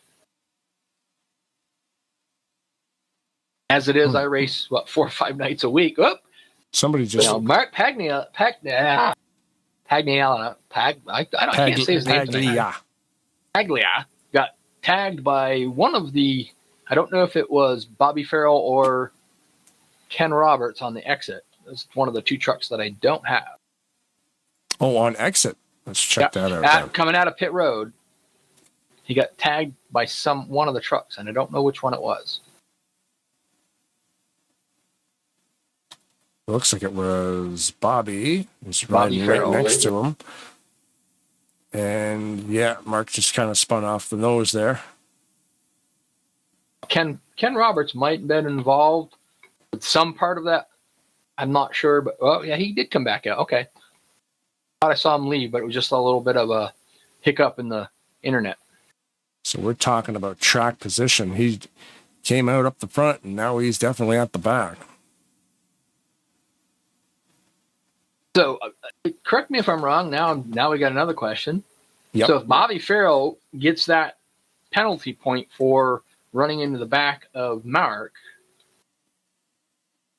is that a drive-through pit, take all 4 tires, full service, and then come out and go to the back, right? You mean the one coming out of the pits? Yes. I don't believe that's no, they still do incidents on pit road. That's a good question, because it looked like Mark sort of spun himself around the front of that. So I'm not sure. They might look at that after the race. That's a good question, though. But to think about it, would it be smarter for him to take that penalty, start at the back? Yeah. If even if he's not found wrong, just so if you are found wrong, it's 1 lap penalty. Chances are you could be out of the championship. But if he does that, drive through, take full service, come to the back, he has a better chance maybe of being still in the championship. Under caution, you're probably right. It's probably a good call to just do it, just in case, you cover yourself on that one. Yeah. So he just came down. Mark did. Probably doing exactly what you just said. Greg Lovell just pitted, and they took 4 tires. I mean, he's in the back. He just spun. Why not? Take 4 tires. And Greg, he's going to work his way towards the front.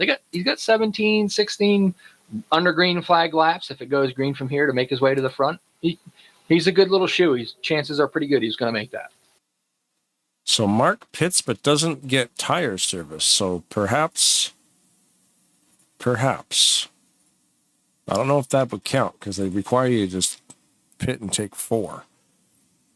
But he still is at the back. But the reason why they do that is it guarantees that you're not going to have a super fast pit stop. Because when you come out in the pit, and you're a little bit ahead of somebody, you'd only take 2 or just fuel, and somebody takes 2 or whatever. Mm-hmm. They try to get it so that instead of you going down and incurring speeding pit road penalty, which is put you at the end of the longest line, they do that, and then that way you come out at the back, and then you're cleared of your, per se, wrongdoing. You're still going to get a penalty, possibly get a penalty point, but that penalty point's not going to hurt you if you've cleared yourself. Right.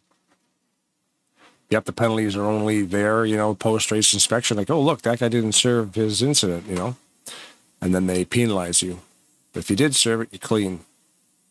Currently focused on the 29 of Mike Mangialardi in first place, right beside the Bama Boogie 77 of Bobby Farrell.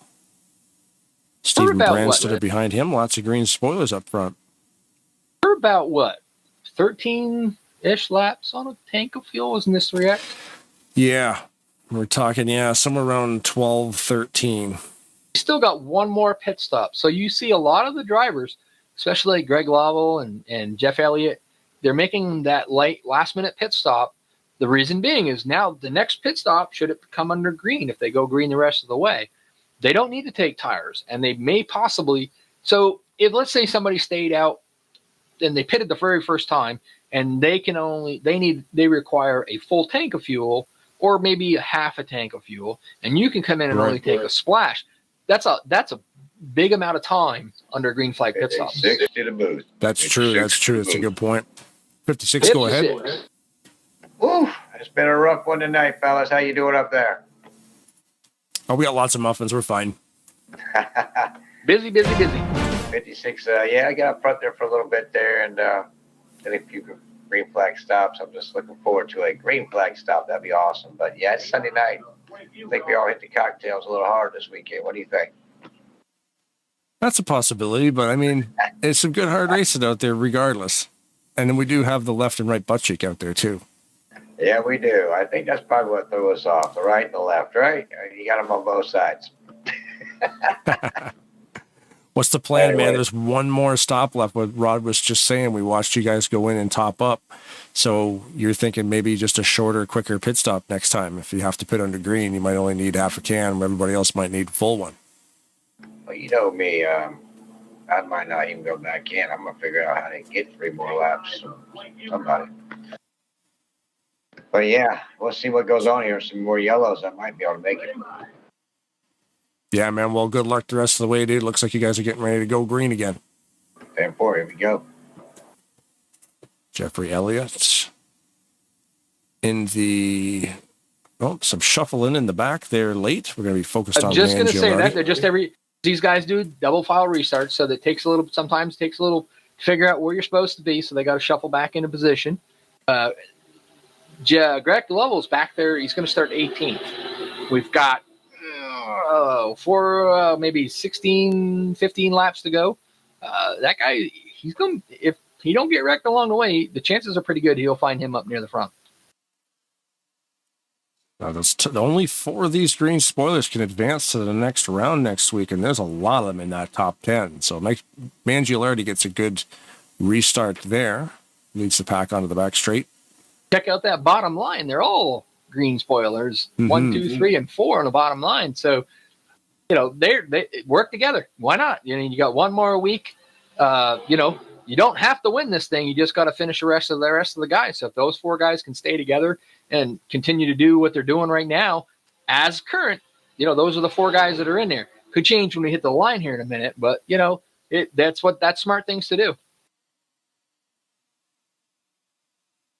Greg Palmer way up at the line there, all by himself on that third line. I think he wanted to go high, but nobody went with him. Yeah, or it might have been a checkup from someone in front, and he might have just drove her out there to prevent anything from happening. So what are you thinking for pit stops? Are you thinking maybe lap 35, 36, we see some guys come in and cram as much fuel as they can in that thing, knowing they can make it the rest of the way, or you think they run it dry and then come in for a quick one? See, that depends. I mean, if you got a group of guys that you trust that can get in there and pit together, and you can get in and out really quick, you got enough of you guys where you can run nose to tail and keep the speed up, it could be an advantage if you pit a little earlier. But the way these cautions have been falling tonight, which is not always normal, but they've got a good strong line started to build on the high side there with Barry Bond. Greg McDonald pushing him on the high side there. But yeah, I think if they, I think you're going to probably just see most of these guys go pretty much as far as they can because you're going to have to add less fuel that way. But they're going to pit, some of these guys are going to pit a little early, a little later because they don't want to be the whole pack together. Right. Garland Oaks in the YouTube chat says, sorry, guys, I decided to park it due to technical issues. So a local technical problem, which would, be considered a mechanical failure of some kind.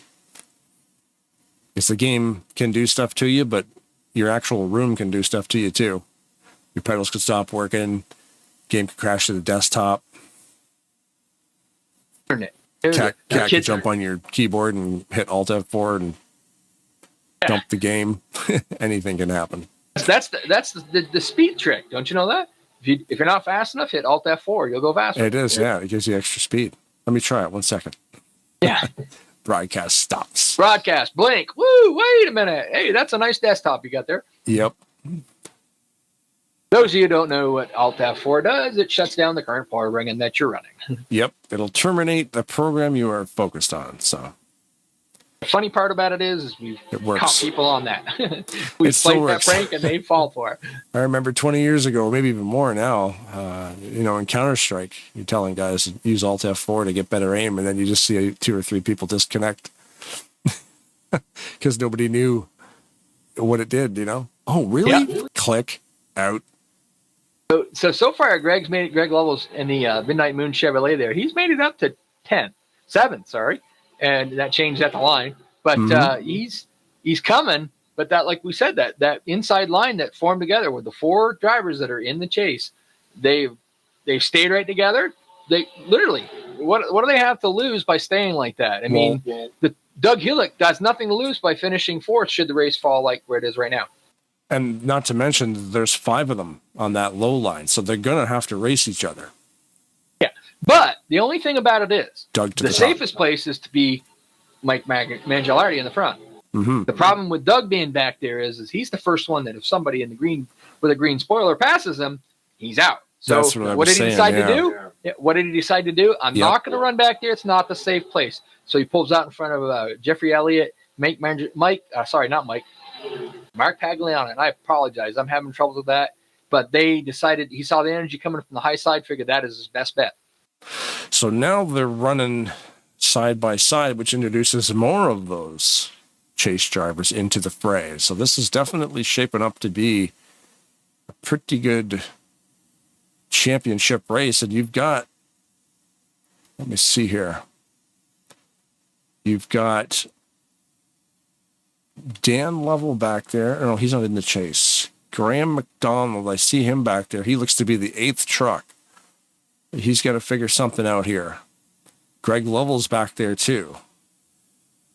Doug Hillick was able to lead that lap. Doesn't do him any good. But instead of being that 4th truck back there with them guys, he's pulled out because had he not, Mark Paglia is on the outside, 2 trucks behind him. There's a chance that he would have passed him and he would have been out. Mind you, we still got a ways to go. I mean, we're just about 9 laps to go. It was a smart move to get himself out front. Got to get them green spoilers ahead of those other guys. So we are now within 10 to the end of the race, which means if a yellow flag should come out, they don't lift. They race back to the stripe to lock in their position. So the top 4 currently, I see it's Hulick, Paglia, Mangialardi, and Brandstetter. I would want to be in right Branstetter's spot because he's got Frank Dibbins right behind him. Mm-hmm. And Greg Lovell's a little ways back there, but so is Bobby Farrell. Frank Dibbins, Bobby Farrell, right there on the cusp. Perry Bond on the outside. Doug Hillick Ken had the right Roberts. idea because, I mean, he could have, think about it right now, Mark would have been ahead of him. So How now did Jeffrey Elliott get in first? He was. Where did that come from? Wait a minute. We were talking about the chase drivers here. He He snookered his way down to the bottom. He pushed Hulick to the lead, and then all of a sudden, Jeff. Oh, he won't. Nope. Jeff will not lead that lap.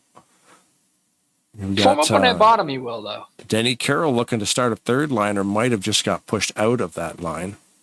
7 laps to go. Thank you, everybody, for watching, of course. Now I got to think, but if I remember correctly, Ken Roberts is kind of a teammate with Mark Paglia. And so he's right behind him. So you know he's going to push him, not necessarily to the win, but hopefully push him good enough to keep him into that top 4.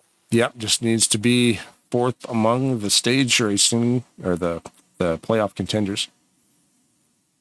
And Doug Hillick, he decided that inside line was going too well. He got a good push from Mark and then just pulled right down in front of Jeffrey Elliott. Said, this is going to be a safer place for me. So he's going to try it down there for a little bit.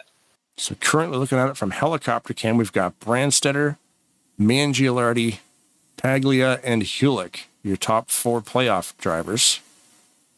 But like I said, on that bottom line, you've got Divins and Farrell right there. With 6 laps to go, sorry. I had to do quick math. That could change in 1 lap. Mm-hmm. Definitely could. Oh, a little bit of a choke point down there. Everybody figured it out, though. It's going to get good. You got, Frank, like I to said, the bottom. Here they go. We to got the some pits. guys pitting. Okay.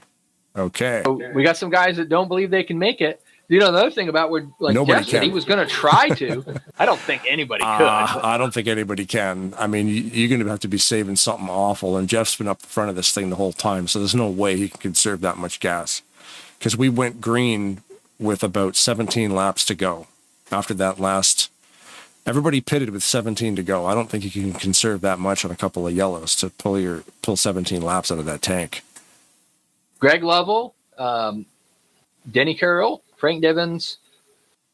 So the math shows that they are pretty much running low right now. Is probably they're running out that tank. Dan Lovell, and then of course Brian Lovell, Bob Dixon went with him, but he did not get out of the pits very good. So. Okay, so here's the leaders on pit road. We will stay on them. We have, whoops, that was Doug Hewlick. All the leaders are not really the leaders, but the leaders of the championship, the guys that have qualified to these knockout round playoffs, they are pitting right now, the 4 of them that were up front. We've got Frank Divins and Denny Carroll together. Greg Lovell and Dan Lovell are catching them. So, but they ain't quite there yet, but they're catching them. So the next thing is how well the other guys get in and out of the pits, depending on whether they're going to be able to catch these guys. Because right now looks like they're just coming out. Frank Divins is leading that pack, and I think they're going to have enough they're going to stay ahead of a few of them. They have to wait till we get to the backstretch. He's going past Brandstetter right now. Doesn't mean it's going to work because because like Brandstetter pulled in behind him, they're catching up to Doug Hewlick. And he's, I'm not sure. I don't think he's in the lead, but he is up to speed. So they're going to go by him, but he should be able to pick up the back of him. But see, we've got Hewlick, Brandstetter, Mangialardi, and Graham McDonald as playoff contenders, all pitted together like a lap or two ago. And they all came out together as well. So they're going to be drafting each other back up to speed. So Paglia has to pit now. Yeah, Frank Divins. Clean green pit stops. Fantastic. Frank Divins and Greg Lovell pitted together with the other guys from, Denny Carroll and Dan Lovell, and they got a really good pit stop and out. I don't know if they're going to have the lead. Waiting to see who they catch up to. We had some yellow flag issues this evening. We had 2, probably looks like about 5 or 6 yellow flags tonight. But to have the green flag cycle going through now, this is where they're making their money. So here comes Graham McDonald. All by himself, unfortunately, under green. Craig Hagley is the leader after coming out of the pits. Remember, the pit road stripe is after pit road. So he comes out as the leader. But the next question is are them other guys going to be able to catch up to him before they get up to full speed? They had a good pit stop. It was a great pit stop. I just don't know if it's going to be enough. We'll see. This really mixed up the field. Frank Divins is coming hard on him. This is going to be a crazy finish. Yeah, Divins coming on the high side.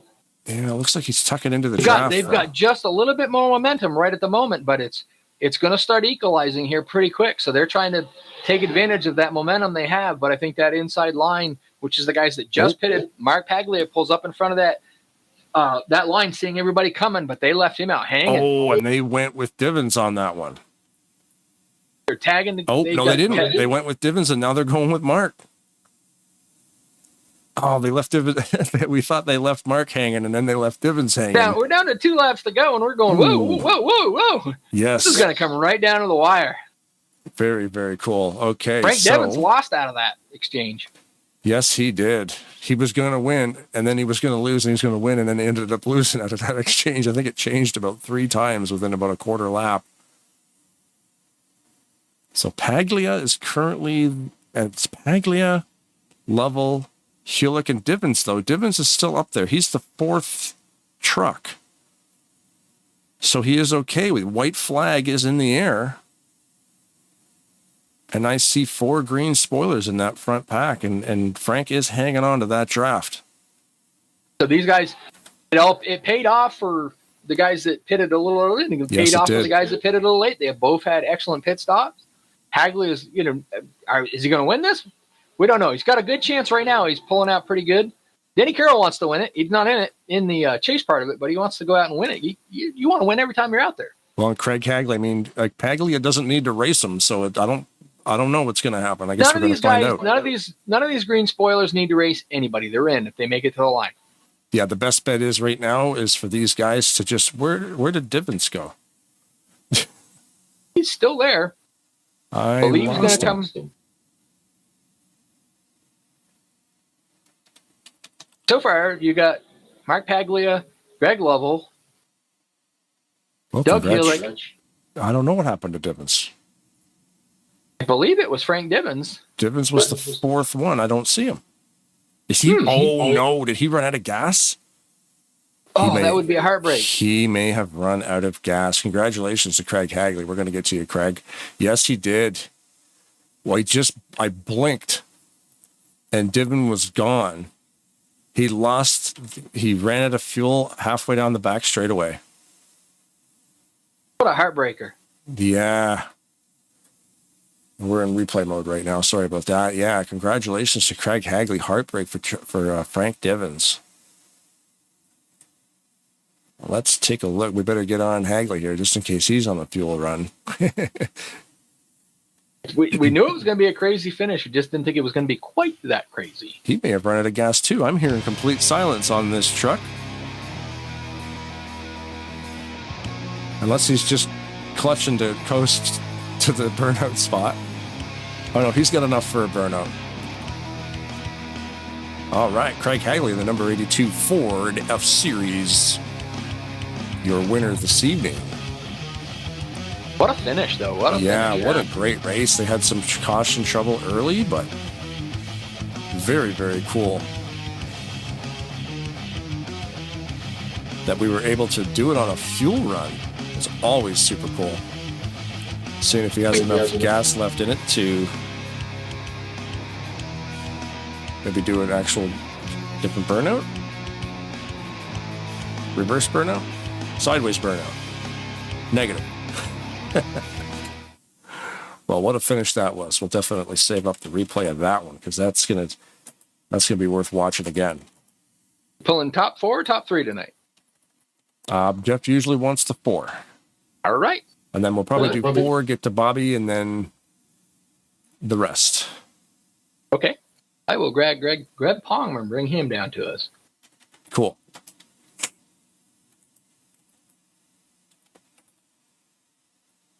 Mr. Palmer in the 2-2. How you doing, buddy? Oh, in my 2-2. Yes, the double deuce, the butt cheeks 500. Question. Is he Sure, right go ahead. cheek or left? Tonight I was the right cheek. Okay. Hey now. Man, a little bit of caution trouble in the start of the first half of this race, but it comes down to a fuel run and some awesome green flag cycles at the end there for pitting. So, man, yeah, tell us what that looked like on the track. You're talking strategy and all that good stuff. Yeah, talking strategy with Mark Paglia and Rodney and Kelly. We were going to stay in the back and kind of, burp it and clutch it. And just in case a yellow did come out, we had enough to make it. But as a laps dwindle down, we're like, there's no yellow coming out. We have to pit soon. And luckily we put it all together. We came out together and we stayed out together. So it's all about the teamwork. It never fails. Eh? You don't abandon your post.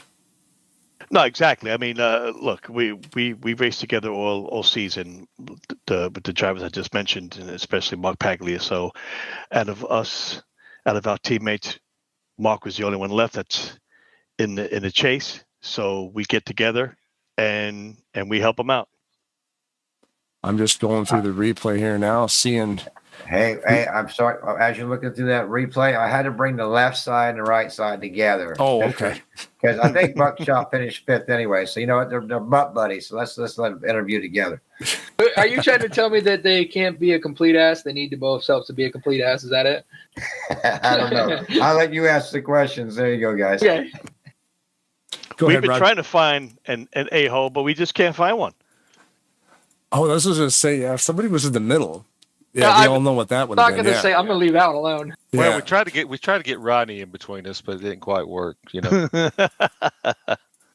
Oh man, yeah, no, fantastic race though, man. For that thing to come down, a lot of trouble in the start. Not really trouble, but some, some rust, I guess, to shake off with some early cautions in the race. But then it comes down to pit strategy, and we watched Frank Divins, fall out of that top 4 halfway to that checker running out of fuel. So it came down to mileage. Yeah, it was. Is that what happened to Frank there at the end when he went to the back? He lost. Yeah. Well, we stayed out a couple more laps, and I think most of us went with that half lap and came in and had a really good pit stop, and all came back out right together too. So that meant a lot there. So I was happy that all those guys got in there, that Craig got the win, and that they got to get in too. So congratulations to all the guys that got in. Yeah, and you guys are obviously here too. They don't stop tracking the points, so that's neat to watch too. We're paying attention a little bit to that as well tonight, because anybody who's not in the chase still gets the points tracked.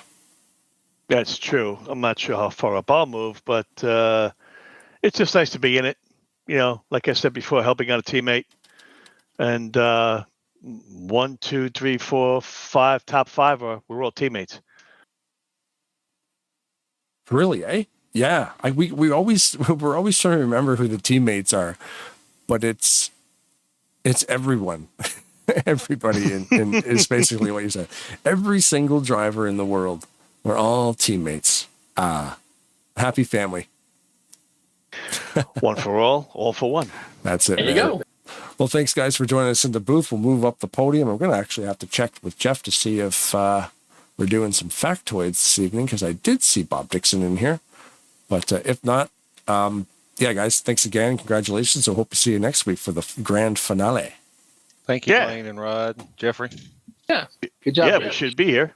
Thanks, guys. Thank you, Rod and Blaine, and guys have a nice night. Thank you. You as well. Good job. Thanks. So now we got Rodney Scullins in here, the paint master himself. 3rd place finish. What's up, guys? How y'all doing? Oh, just watching an awesome race as usual. And again, it comes down to the fuel again, and we love that stuff.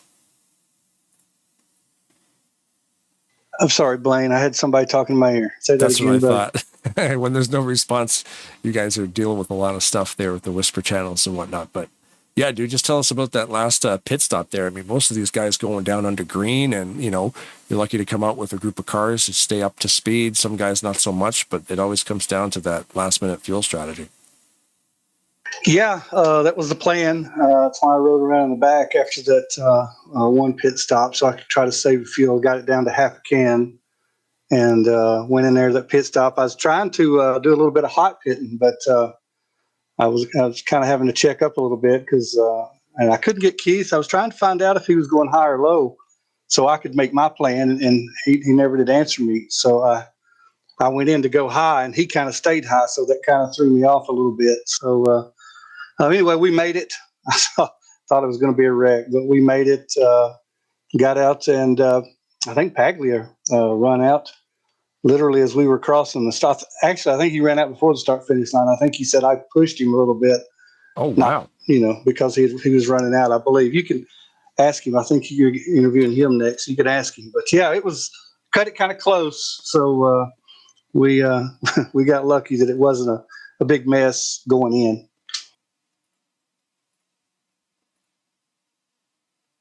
Sorry, I'm just messing behind the scenes. There was something that's busted. Yeah, but I love that. I love that, especially when if you can judge the fuel strategy right down to the final 10 feet, man. Like, geez, that's crazy. Yeah, that's wild. We were focusing on a lot of your cars tonight too, so it's always fun watching your whole catalog drive around out there. Ah, cool. Appreciate that. Thank you. Yeah, there's a few of them out there. Yeah, there was definitely a few of them out there. It's always fun looking for you've got your little stamp of approval on the side of the car. So, of course, we had to focus on the butt paste guys, and very cool that they're continuing to run those things because they're definitely slick. Yeah, I'd like to see them out there because, doing things for one race, sometimes you just you're like, oh, this is only going to run for one race, but they're still using it. So that's kind of cool. It makes me feel like, the time was worth it, Make some nice looking rigs, though. Say again? I said you make some nice looking rigs. Thank you very much. Can't say just trucks and cars because you do it all, but you make some really cool looking ones. I appreciate that. Thank you very much. It's good to get back into painting. I guess it's been about 4 years now that I got back into this, so it's been fun. And it's good to see you out here tonight too. You didn't make too many races this season. It looks like you only made about 3 of them, but playoff time is the time to do it. Well, my wife is out of town, actually. That's why she's been out of town for about 2.5 weeks. So when she's out of town, I'll come in here and race. And then, of course, my buddy Pags is trying to get into the final. So I thought, well, I'll come out here, and if I get a chance to help him, I'll give him a nudge or two every now and then, just to help him out. So that's why she's not going to be back. Because next Sunday, I won't be here probably because I think she'll be back in town. And she'll probably go out at some point after that. But when she's here, you won't see me on Saturday or Sundays very often. Oh, okay. Gotcha. So now we know. Now we know why. Right. But, I do most of my racing during the week, over at RTG, pretty much Monday through Thursday. So I don't want to do it every night. Fantastic community in NASCAR 2003. Every single night of the week, there's a league somewhere doing a race at a time during the day. So it's always so cool to You're absolutely right. Pop in there and grab the wheel and go for it, man. But yeah, thanks for coming out tonight and helping your buddy Mark Baglio get in there to the championship knockout round next week. Yeah, it should be fun. I'm sure I'll get to watch it. I doubt I get to race in it though, but hopefully it's exciting. Night was pretty exciting. There was some moments of some craziness. I think every time I got up to first place, I got wrecked. So it's I guess best for me just stay in the back. Yeah, a couple early wrecks early on, but that you got tossed into. But it was neat to see at the end. Here you are on the podium. Right. It's good to be here. Awesome, man. Yeah, if you have any shout outs, you can definitely do them, and then we'll move up the list. Copy that, Blaine. You and Rod, thank you very much for what you do here at Tarnation TV. Jeffrey Elliott and all the admins here at Talladega Nights. They always welcome me. I'm not here often, but they welcome me here, and I appreciate that. Ken and I don't know who all. There's several admins are for this league or this weekend. So thanks to all those guys and Bobby Farrell for sponsoring this for all the Baltimore people, Maryland, anybody affected by that. Our thoughts and prayers are with those families and anybody that's been affected. Really, there's probably some livelihoods that's been affected by this. So of course, we want to keep them in our thoughts and prayers. I want to thank my Burnt Screwdrivers Racing teammates, Black Rifle Coffee, Havana Brisa. I appreciate Olivia riding around with me all these years. And my dad watching. Hope you enjoyed it. Love you. I'll talk to you later. And thanks, guys. Appreciate you. Awesome. Thank you, Rodney. Have a good night, man. Y'all too. Before we go into the second place driver, Gary Slungshot's going to give us his silly statistics. Finish at 8. We'll bring him in here. Gary does have the stats of the night. Perfect. Yeah. Hey, guys. Yeah, man. Before we talk to Mark here, we'll let you do the stats for the night. And I was curious, too, before you get going on that, I heard a couple of you guys mention Dean. Who's he and what's going on there? I heard he passed away, so. Dean Gotro, also known in the old days of NASCAR 2003 as Wayfish. He was from Gonzales, Louisiana. He was diagnosed last June with cirrhosis of the liver. Oh. He passed away at 4:00 Saturday afternoon. Gotcha. Yeah, rest in peace, Dean. I raced with him over at ASR, CCR, ASR again, Talladega Nights. I've raced with him all over. I actually went over to my 50-year class reunion, and Dean drove down from Gonzales to Slidell, Louisiana, and we played golf together with the rest of my classmates in a little tournament. And I really love the old boy. He was a good heart. Yeah, that's sad to hear, man. Yeah, a lot of the fellow community members passing away the last couple months here. It seems it sucks. But if you got do you have the statistic? I can't say it. The slingshot silly statistics of the evening. Do you have them all compiled and ready to rock and roll? Yes, I do. That's the only reason that I backed Bob Dixon up. They got kicked out of the server for some reason. He wasn't able to save the replay, but didn't happen to me. So I just wanted to hear you say slingshot silly statistics. Yeah, I'll You got to make him say it 3 times fast, though. You got to have fun with it, guy. You know. Okay. Well, ahead, to Gary. start off the night, congratulations go to Craig Hagley for winning tonight's race.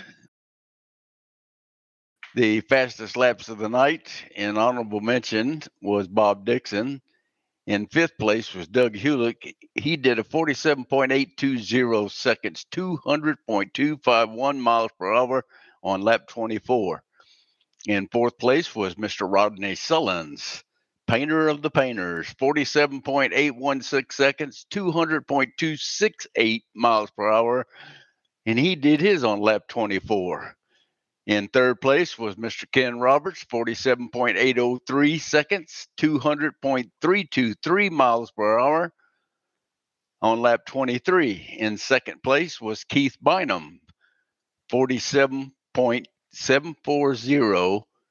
The Hubcap Annie did 200.587 miles per hour on lap 23.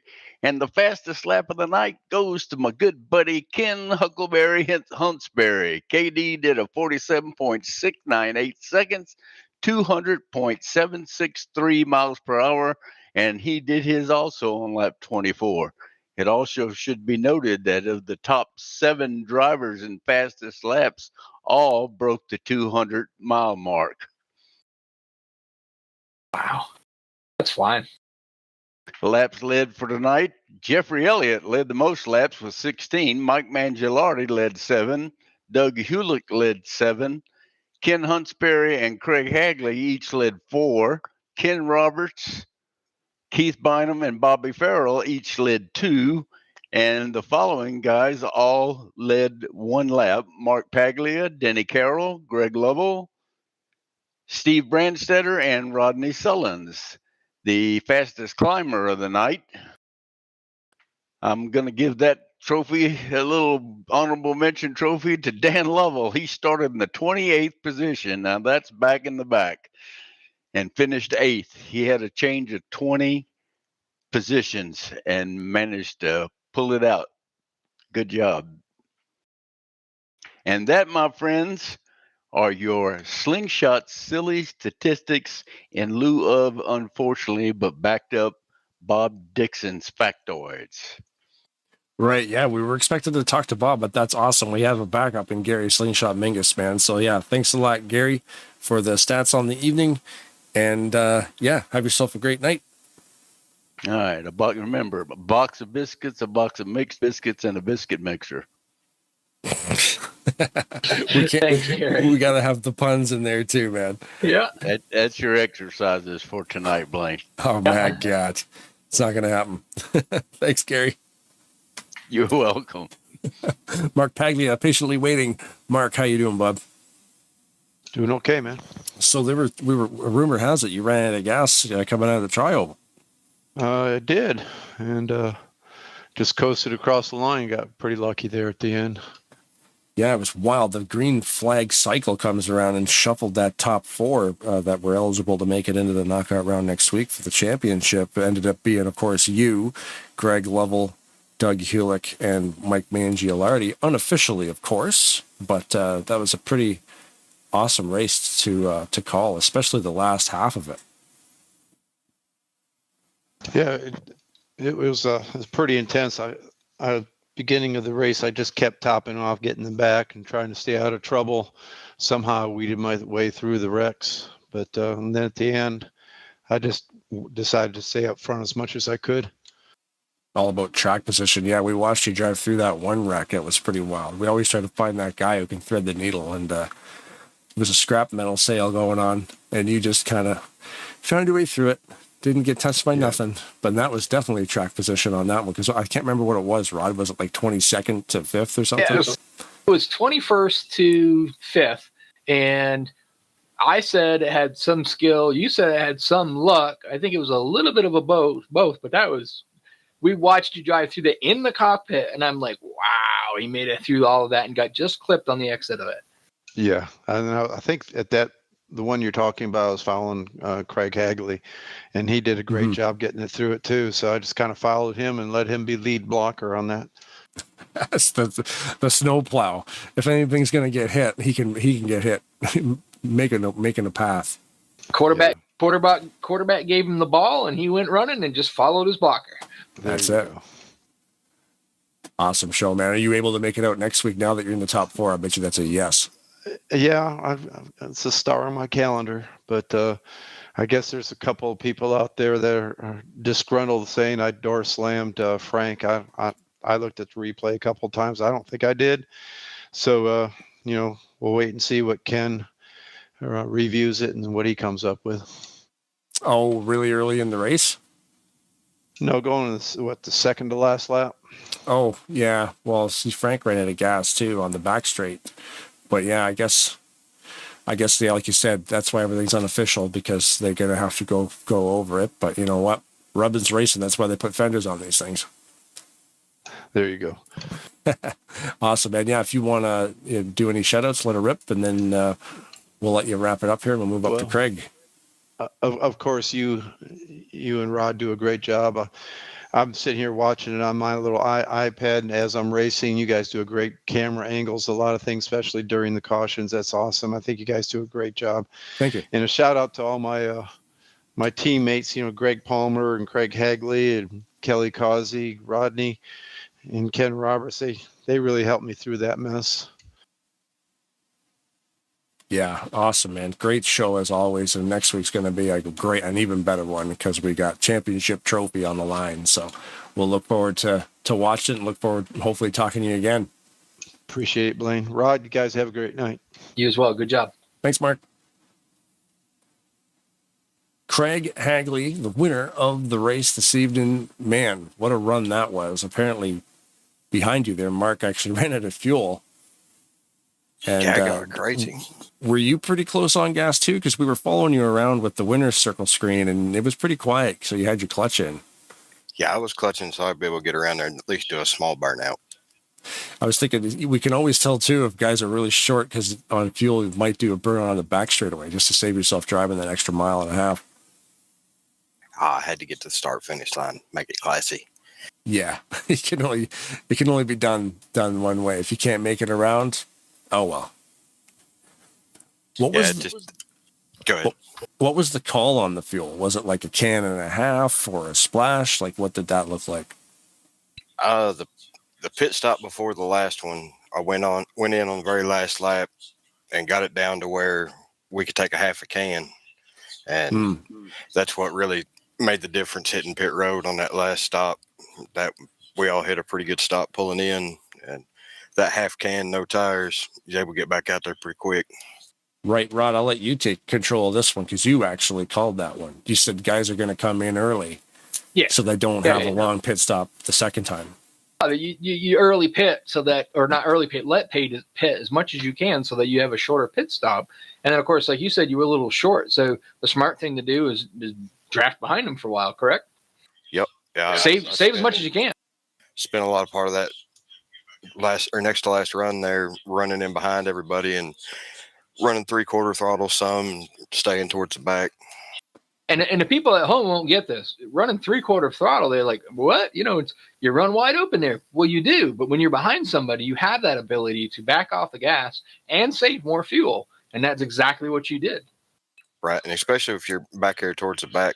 I know on that next to last run, I was in the back 5 trucks pretty much that whole run until everybody started pitting. And I was able to get up there towards the front and come in, knock out a good stop. Yeah. And congratulations on the win. I don't know if you got any more questions for him, Blaine. Well, I was going to say, not just a good stop, a great stop, because it got you the win, right? I mean, to get in and out of there under green like that and be, in the position to win the thing, it definitely was an awesome call all the way around by everybody. So, yeah, man, congratulations on the win. It was awesome to watch that fuel run. I appreciate that. And it was awesome to see all of us knock out the top 5. That was really cool, too. Mm-hmm. Like, we talk about it a lot when it comes down to pitting. If you've got guys that you trust, you guys can get in and out as fast as you can, get out, get in line, and get tight and just start pushing. It pays off, and it did tonight for you guys.